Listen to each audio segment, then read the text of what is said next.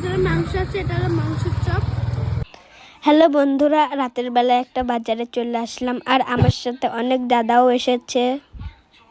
এই দোকানের মাংসের চপটা অনেক ভালো বানায়, ওই জন্য দাদারা মিলে মাংসের চপ খেতে চলে আসলাম। তারপর মাংসের চপ প্যাকেটে করে নিয়ে নিলাম। বন্ধুরা, এটা হলো আলুর চপ, কিন্তু এর ভিতরে মাংস দেওয়া, ওই জন্য একে মাংসর চপ বলে। বন্ধুরা, মাংসের চপটা খেতে খুব সুন্দর লাগছে, তোমরা বুঝতে পারবা না না খেলে কেমন লাগছে।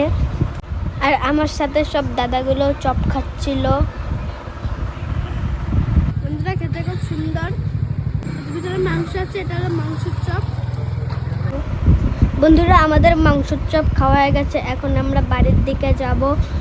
আর তোমাদের যদি কেউ ইচ্ছা করে মাংসের চপ খেতে, কমেন্ট করে জানিও। টাটা, বাই বাই, নেক্সট ভিডিওতে দেখা হবে।